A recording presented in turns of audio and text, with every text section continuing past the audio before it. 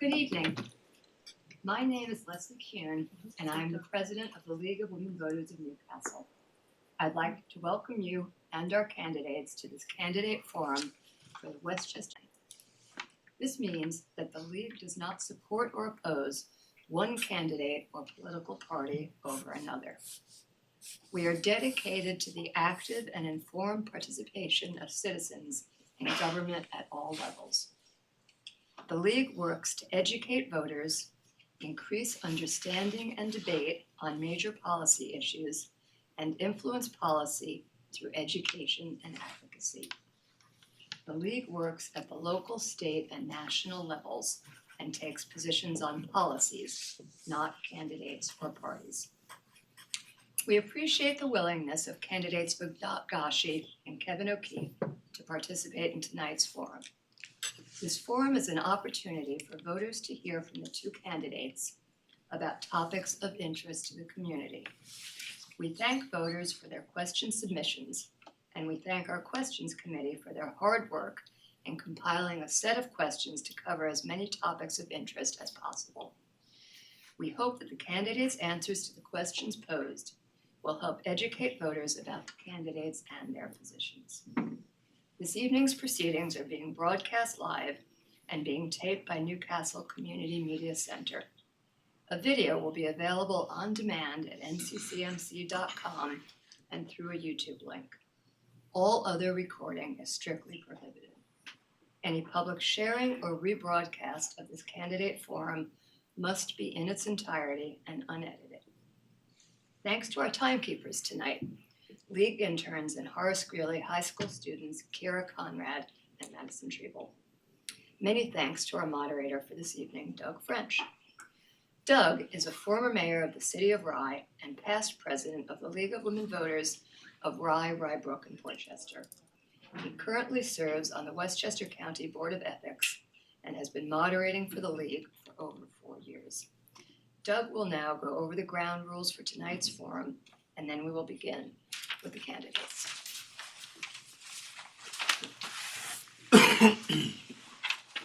Thank you, Leslie, and welcome everybody. Welcome candidates. Welcome to those of you viewing at home.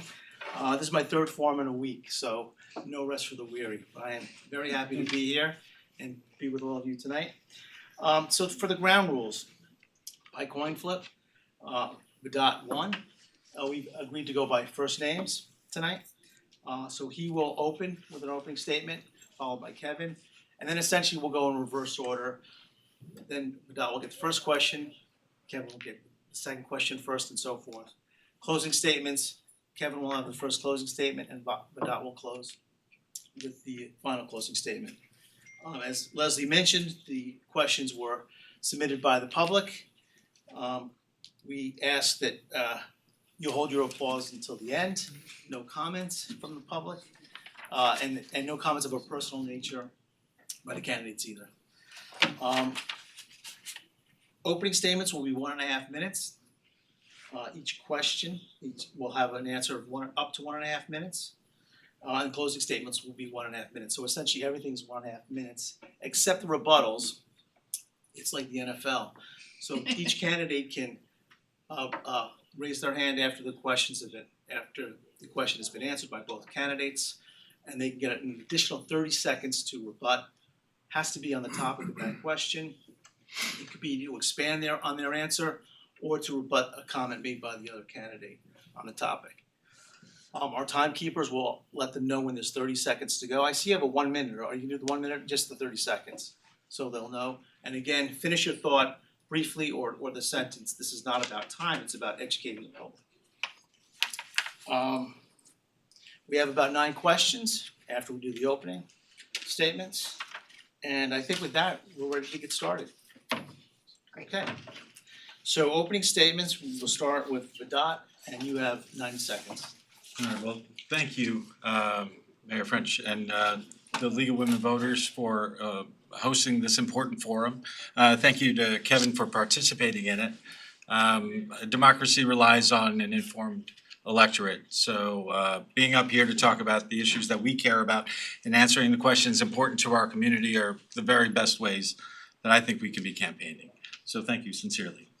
It has been the honor of my lifetime to represent in the Westchester County Board of Legislators the community that I grew up in, the community that we've chosen to raise our kids in. And twice now, I've been humbled to receive the unanimous bipartisan support of my colleagues to serve as chairman of the Board of Legislators. During that time, we fought hard to hold the line on property taxes. We fought to make Westchester more affordable and safer. We fought for women's health. For future generations, we fought to protect the environment and to invest in our aging infrastructure. I love this community, and while Washington seems to be getting more dysfunctional, extreme, and maybe crazy, we in Westchester have been focusing on getting work done. Thank you. Kevin? Good evening, ladies and gentlemen. Thank you, Doug. Thank you, Leslie. Thank you to the League of Women Voters for hosting us tonight. Thank you to Vidat. My name is Kevin O'Keefe, and I'm looking to run for Westchester County Legislator here in District 4.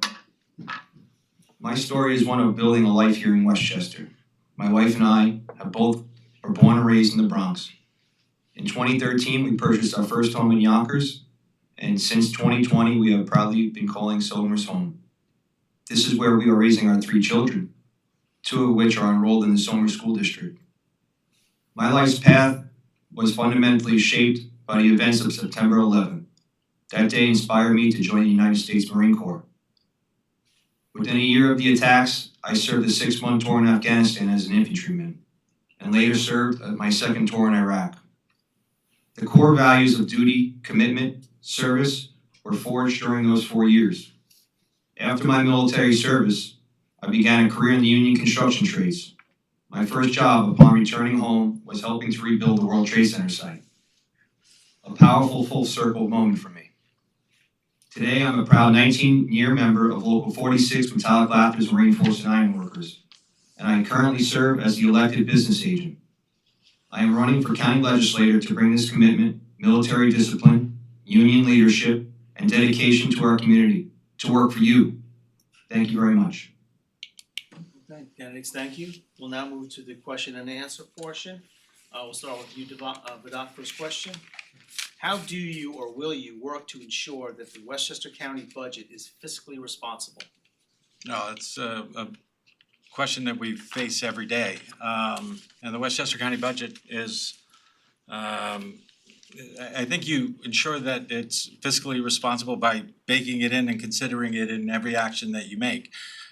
In Westchester, since I've been in office, we've been very proud to hold the line on our property taxes, but also grow our fund reserve. Fund reserve, I think, is complicated, and a lot of people won't quite get the impact of it, but it led to our bond rating being improved over time. And that bond rating by Fitch's, Moody's, Standard & Poor's, all have increased our ratings over the time because we've been fiscally responsible, because we've been considering it. Of course, the challenges in the next year are going to be sincere. So it's a question that, again, we are fighting constantly. And separately and distinctly, we have special districts in this county, and the special district budgets have been large and increasing. That's because in our water and sewer infrastructure, that infrastructure is aging and demands to be updated. One of the ways that we've found to improve it has been to find economies of scale, find ways to work together with the municipalities, and find ways to cooperate with our state and local and federal partners. Okay, thank you, Vidat. Kevin, would you like me to read the question again? Sure. Okay. How do you or will you work to ensure that the Westchester County budget is fiscally responsible? Well, money and budget is the last thing I should know as a private citizen. Guiding principles of budget. There are things that we want and there are things that we need. I feel that we need to curtail the excessive spending in this county. Residents are spending more for government and not receiving more service capacity. For instance, there's been a 16% payroll cost okay? 16% in payroll has risen, and with only 3% of staff increase. When I say 16%, those are near numbers of $73 million. So before we, as elected officials, give ourselves pay raises, I think we need to put the money where it belongs, to the citizens of this district. Thank you. Okay, thank you. I might use my rebuttal. Rebuttal? Sure, 30 seconds. Salaries have increased over time. And frankly, it's been a continuing challenge in a lot of our departments, including some labs and technology and law enforcement.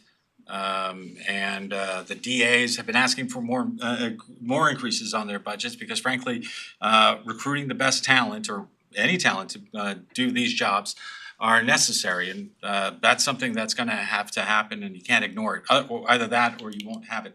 And lastly, I'd just say there was an implication that we raised our salaries. I have never once raised my salary and had the Thank same you. salary that I started with. Thank you for that. Thank you. You have one rebuttal left. And second question, Kevin, we'll start with you. Is there anything that can or should be done about rising electricity rates in Westchester? Sure. For one, I will say from what I've been seeing, there has been meetings with NYS and Con Edison on both sides here. The high cost of Con Ed and NYS bills is just out of hand. I firmly believe that over the course of the 5 years that we've seen risen cost, I think we should start looking back at the decommissioning of Indian Point, which had happened in 2020. For the past 5 years, the energy cost has risen since then. We shut it down with no solution. The botched closure of Indian Point could result in 45,000 gallons of radioactive waste being poured into the Hudson River. Okay. We need to move forward into, from what I understand, a lawsuit is in place with NYS, or Con Edison rather. And we need to figure out what we need to do on our end, because we're spending way too much money on electricity costs. And it's something that's very important to me if I were elected into county legislator. All right, Kevin, thank you. Dot, same question? Yeah, I mean, to address the question of Indian Point and its impact on the rising costs is difficult for me because it was a decision made before I came into office, and it was made at the state level. And there's been some suggestion that it could reopen, and I think, best as I understand, that's an unrealistic proposition right now. The truth is, communities are hurting, and if you look at the bills, if you look at your bill, there is the supply and the delivery. The supply is where Indian Point would come into play. What people have seen is that their delivery fees have increased dramatically over time. And that's because there's a monopoly between you are in a NYSEG district if your house is a NYSEG district. In your Con Edison, if you're in a Con Edison district, you don't have a choice. And steadily, they've been increasing outrageously the rates and the rates for these utilities. The proposed rates were incredibly high, and it's not something we control, but we've been fighting as hard as we can. We held 12 public input sessions, including one in Somers at Heritage Hills, to make sure that our voices are heard. It's a difficult question without an easy answer, but the answer has to start with some manner of accountability, which they don't have, and transparency. Thank you. Rebuttal, please. Rebuttal, Kevin, 30 seconds. So as Dot said, he did mention the state. We gotta push back up on the state. We can't let the state bully us around, okay? This is a home rule state, and this county should be running the county the way it should be. With that being said, the state also passed something into effect that's gonna push electric buses into our school districts. We're talking about 40 to 45 buses per fleet. Imagine what the cost of electricity is gonna be then, when we have to charge these buses for days and days at a time. Okay. Also, what I'll agree for what Dot mentioned was sustainability, opt-out program. The customers don't know if they're paying in their bills, and it's something we need to look into. All right, Kevin, thank you. All right, next question, question number 3. Doug, before you go to question Yeah. 3, I know there's a volume difference in the room, assure that both microphones are on. The recording is picking up both candidates equally. I don't know if Is it hearing me? I don't. it is. There's not as loud. And now it is. I can yell. We I'm can actually hear you, talking I low just and don't I'm want there talking to be any question. Hello? Oh, yeah. Alright, you guys are in for it now. There we go. Thank you. All right, opening statements. Starting over. All right, question number 3, Vidat, we'll start with you. Flooding continues to be a concern throughout Westchester. What is the county's role in addressing this issue? 90 seconds. Flooding is an increasingly difficult issue. What we're seeing is 100-year storms happening well more often than 100 years, and it's not just something that's impacting properties, it's taking lives on occasion. We're really struggling here. In Westchester, we've had we've done actual work. Just this last year, we've been focusing on shovel-ready plans. There's been a lot of projects, a lot of design and studies to see what you're gonna do, but frankly, this is too big a problem for us to be handling our own by ourselves. For that reason, we've been lobbying strongly with our federal partners, with our state partners, to make sure that we have the resources here to fight the flooding that frankly, again, are devastating our community. The work that we have been doing, and I wish I had the exact number of bills, but I think we something like 12 different bonds were passed in this last session to impact and support the communities from New Rochelle all the way to Croton. Wherever we can, we're fighting on Westchester County Board of Legislators to address it. Thank you, Vidat. Kevin, same question? Can you please repeat? Sure. Flooding continues to be a concern throughout Westchester. What is the county's role in addressing this issue? Okay, so if the state wants to get in our business as far as with the Indian Point and shoving this electric buses down our throats, we should go to the state and ask them for more funding, okay? Towns like Mamaroneck and Rye are being hit with devastation of flooding from these storms that come, it's no longer 100 years, it seems to be coming more every 5 years or so. We need to put out RFPs and get certain contractors, general contractors involved with the work. We need to fix our sewer systems. Again, putting some of our local residents to work, union jobs, hard-paying union jobs, okay?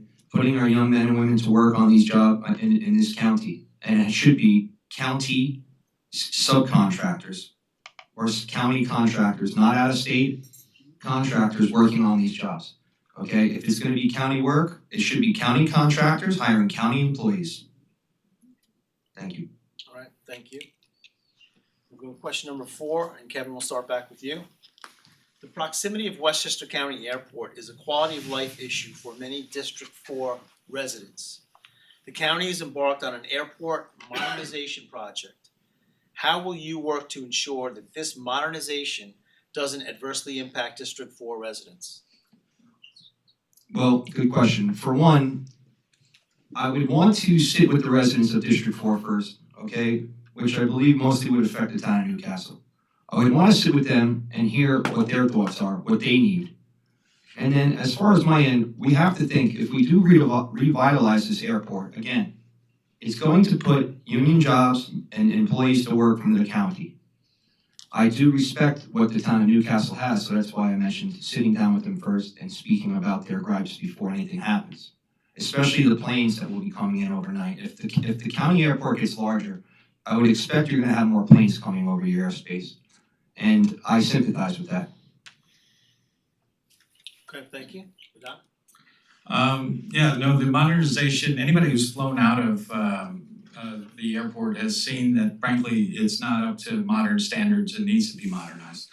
But the very first contact that I got when I decided to announce that I was running for office all those years ago were Newcastle residents concerned about the noise. And it's not a like or a want, it's a need. It's they're people not being able to live and enjoy the homes that they purchased because of the incessant travel that noise has been really a huge problem for a lot of families in Newcastle, but also in Yorktown and frankly throughout the county.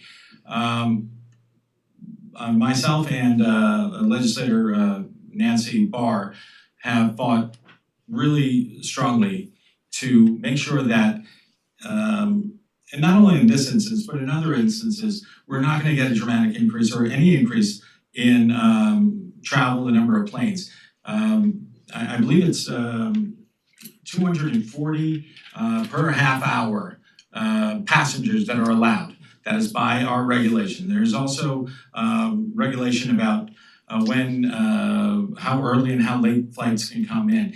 These are regulations that are going to stay in place and that we're going to demand to stay in place, regardless of whether modernization comes. And being in constant contact with the community is the only way to do that. Thank you. All right, thank you. We'll move to question number 5, and Vedant, we'll start back with you. Sure. There is a sore lack of mass transit in northern Westchester. What would you do to increase access to affordable transportation north of 287? Well, I think the electric buses were mentioned. I would note as we get started that Westchester County moved to update its fleet from diesel and gas to hybrid and electric, and has saved millions of dollars thereby because they're cleaner running, more efficient, and better. So I don't think taking away or fighting against them is the way to solve that problem. North of 287, we have a problem of density. Not as much density and not as easy to have routes that serve the community in an effective and meaningful way.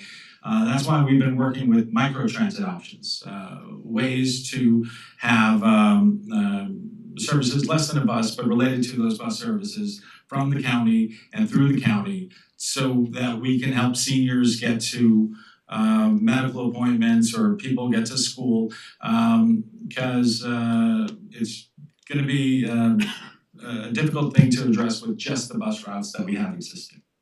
All right, thank you. Kevin, same question. Can you please repeat the question? There is a sore lack of mass transit in northern Westchester. What would you do to increase access to affordable transportation north of 287?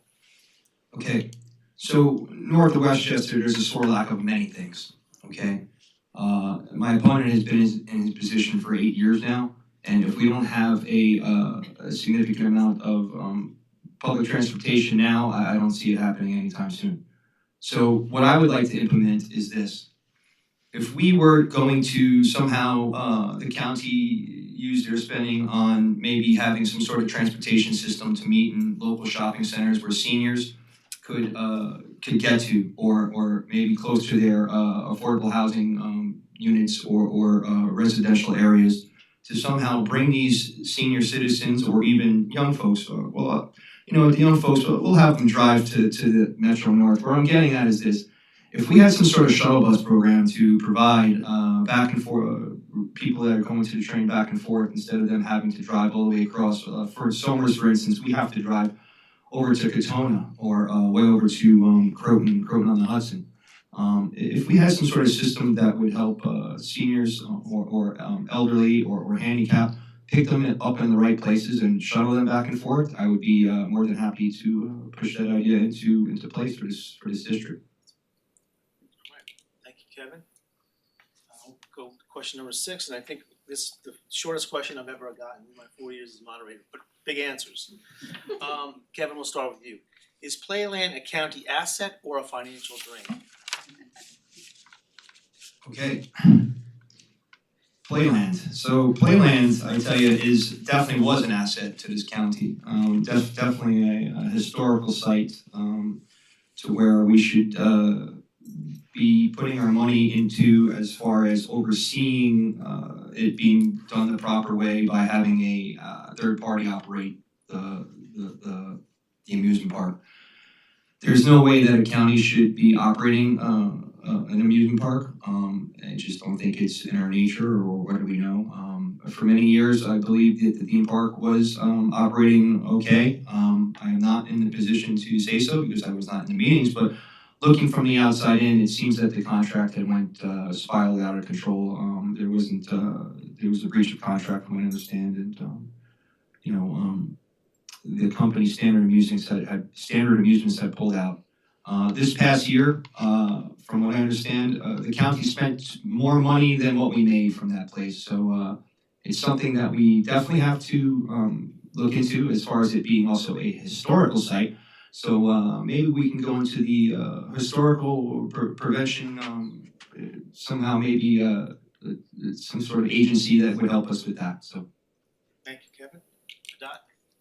Well, since it's a short question, I'll just correct that I've been in office for 5 and not quite 6 years, not 8, but anyway.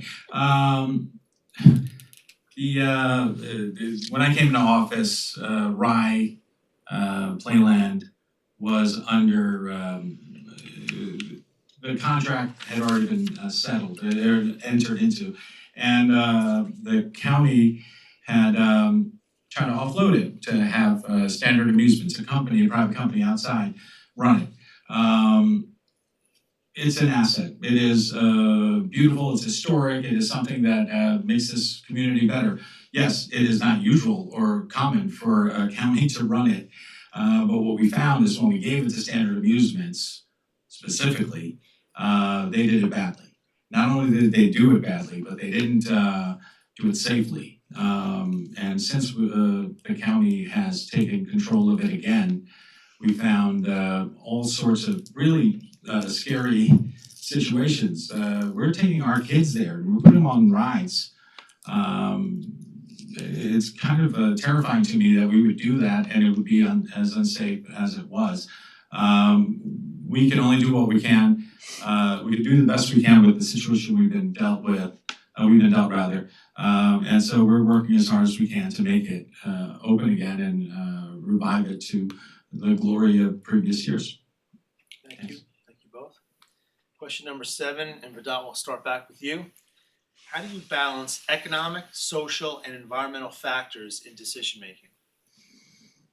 Well, I mean, I think the airport's a good example of that. I know we talked about it a little bit, but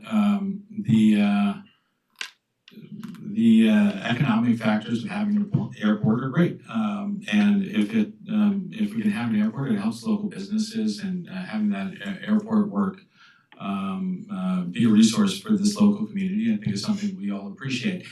But we have to make sure that we do it in a way such as not to impede or make life worse for the people that live here.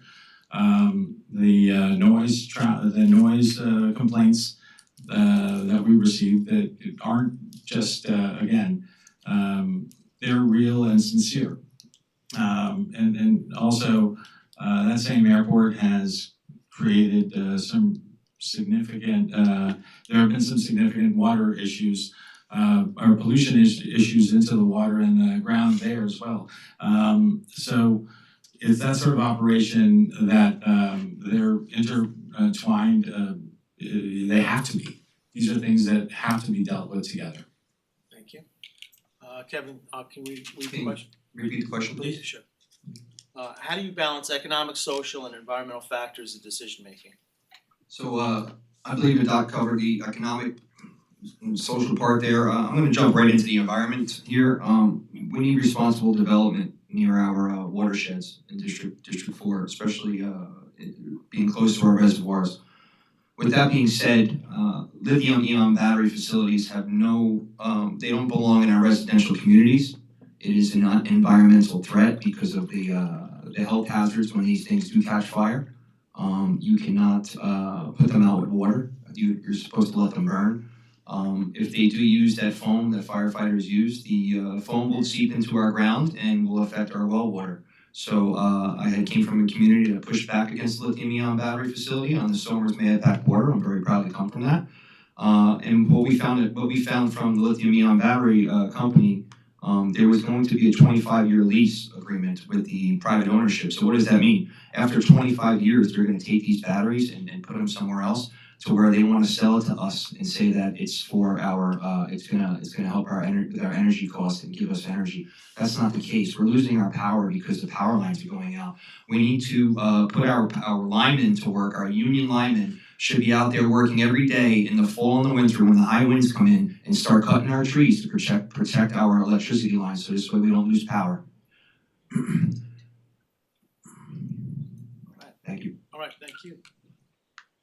Question, we have two more questions and then we'll move to closing statements. Question number 8, and Kevin, we'll start with you. What, if anything, is included in the proposed 2026 capital budget that will directly benefit residents of District 4? The 2026 capital budgets, okay. As far as me not being in the room and knowing that sort of answer is where I kind of fall short here.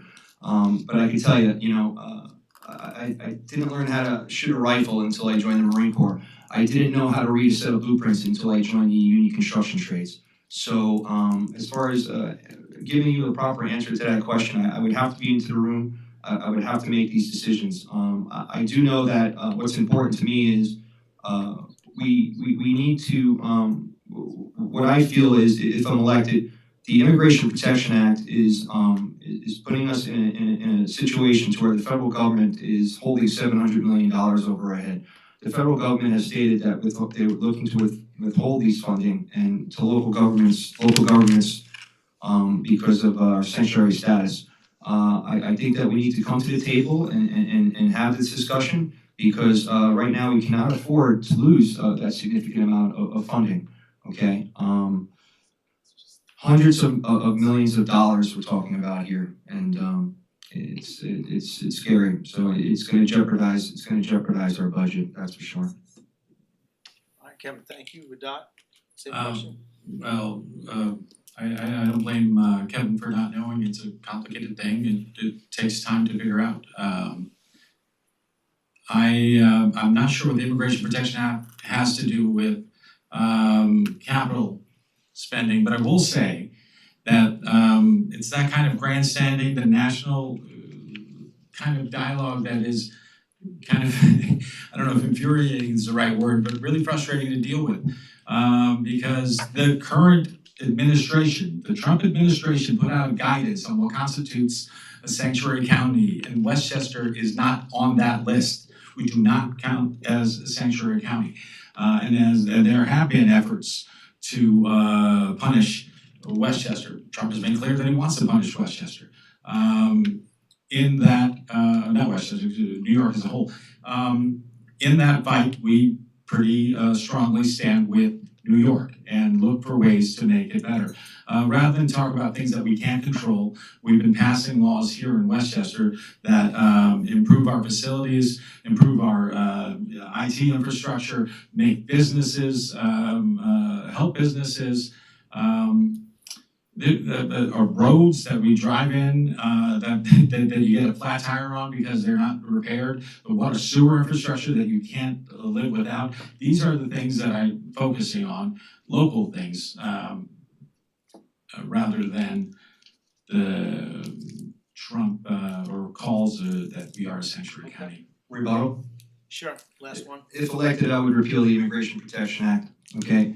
What this does is the definition of the immigration protection, which pretty much puts us on the level of being a sanctuary county. It's limiting the information that our county officers can share with federal authorities, and it works the same way with federal authorities sharing information with our county. So in the great town of Somers, and me moving up to the Bronx inner city, coming to the town of Somers, you would never think you'd hear such a thing as far as an illegal immigrant shooting his wife and 2 children. Okay, A rebuttal to that. it's last rebuttal, 30 seconds. I think it's the last question, so it's a good time. No, you got one more question. Oh, we got one more question, great. The Immigration Protection Act does not make us a sanctuary county. I'll say it again, it's pretty clear. And rather than talking about the bills that we're doing here, that we can be doing here, we're talking about Immigration Protection Act that frankly makes sure that everyone is protected in this county. I will not repeal it. That's a clear difference between my opponent and me. Instead of talking about things that we can control and that don't hurt us, we've been passing a First in the Nation gun safety bill. We passed a bill to provide locks for victims of domestic violence. And just this month, we passed a bill to allow police officers to administer EpiPens to people suffering with severe allergies. Thank you, sir. Thank you. All right, last question, and Dot, we'll start with you. What are other key issues facing Westchester in the next 2 years? Well, I think affordability is the biggest issue. Uncertainty about what the federal government's gonna do on the budget. Where so many of our communities are struggling, there's a fear that the people that are most vulnerable are gonna be the most hurt. And so that's a big challenge for us during a tough economic time. I will say a national issue, women's health is a national issue. Roe v. Wade and Dobbs are national issues, but here locally, just a couple of years ago, a health clinic was stormed by Right to Life protesters. One of the guys had camouflage pants on, carrying a duffel bag of God knows what. It wasn't weapons, but it's terrifying, especially what we've seen nationally. So we in Westchester, I've been glad. I was glad to support and push the clinic access bill to ensure that everybody is able to access their training, or the women's health. I will say secondarily that there are extremists on this issue that have very strongly held religious beliefs that make them want to impede this sort of stuff. But it wasn't only reproductive health, and actually very little of what they impeded that day was reproductive health. It was women getting routine medical care separate from reproductive health. Okay, appreciate it, thank you. Please say the question. Yep. What are other key issues facing Westchester in the next 2 years? I will speak on as far as the Right to Life protesters, to my knowledge, I don't agree with aggressive nature as far as the protesting or storming the Bastille of any sort. But I will say that, to my knowledge, there is some sort of policy put in place to where the freedom of speech has been taken away from these individuals to where they cannot protest outside these sites. Okay. Some of the big things here in Westchester County, again, I'll say, an individual that came here, tried to get in here in 2004 illegally, was pushed back into his country, and then in 2018 he popped up with a DUI. In the same year he popped up with an assault and battery charge, and nothing was done to him. He stayed in his country, and nothing was, with the information not being passed from federal to county or local authorities, he was able to stay in this county, and in the year 2024, he had shot his girlfriend and 2 children right there in Somers, and unfortunately one of the children had died. So that's what it came down to. That's an important thing for Westchester County, and again, if I'm elected, I'm looking to protect our citizens and our citizens only. Again, now I would like to implement OSHA 30 credentials, apprenticeship language, project labor agreements, and prevailing wage on all jobs that county spending would be involved with. If we're going to be building affordable housing, then the individuals building it should be earning the wages that the salary is affordable for themselves. Thank you. All right. And that concludes the question and answer portion of the forum. We'll now move to closing statements. And Kevin, you were up first, and you have 90 seconds. Again, I want to thank Vedot and the folks in the room tonight for coming here and spending your Wednesday evening with us. Excuse me. As we conclude tonight, I want to talk about what is truly at stake: public safety and accountability. Our county legislature currently operates with an overwhelming 15-2 supermajority. This isn't just bad governance; it is a system with no checks and balance. And if we have seen the devastating price our community pays for that lack of debate. Because of this power structure, harmful policies are rubber stamped, such as the Immigration Protection Act, which probably felt really good to pass in 2018, but has made Westchester a sanctuary county. This law handcuffs our law enforcement and puts criminals ahead of citizens. We witnessed the tragic result of the failure right here in District 4, where a Somers family lost their teenage son. This lack of accountability isn't just about safety, it's about stability. The supermajority has also failed to fight the crushing cost of living and the soaring rents that are driving young families out of our county. We desperately need A representative who will not only follow the party line, my background is built on Marine Corps discipline and the grit of union negotiation. I know how to stand up to power, demand accountability, and force change. If you are ready to put public safety first and restore balance to a government that has forgotten who it works for, I ask for your vote tonight. Thank you. All right, Devin, thank you. Doc, closing remarks. Yeah, thank you again to League of Women Voters for hosting this. I think you heard some important distinctions between us, and thank you everybody who's watching at home and here present. Thank you for participating in democracy. It really is important. I think you've noticed a lot, you might not have noticed, but when I talk about the work we've done, it's always we, it's not I. Because I understand that you can't do this stuff alone, you can only do it together. And again, I've been proud to have the unanimous bipartisan support of my colleagues, but I've also worked as closely as I can with our partners in local, state, and federal government to make sure that we're actually getting work done. I was really proud to get the support of the AFL-CIO, Westchester Putnam, labor unions, and then the building trades as well. And I think that's because of the work we've been doing to make it better. This next term is going to be a tough one. We're going to have some real financial questions that we need to answer. And we need to do it soberly, and we need leadership and somebody you can trust. I've always said you can get so much more accomplished when you trust and respect the people that you're working with. Throughout my tenure, I've always worked to be an honest, straightforward, hardworking person, and with your support, I'll be able to do so again. November 5th, we start voting this Saturday. Thank you. Fourth. I always don't go on the 5th. All right, well, that is going to conclude the forum for tonight. Many thank yous. A lot of work goes into putting this together, so we want to thank, first of all, the town for the venue, for sharing it with us, the media team, of course, the local league, and our timekeepers. Most of all, thank you to the candidates. You should be commended for raising your hand to serve your public, and best of luck to you.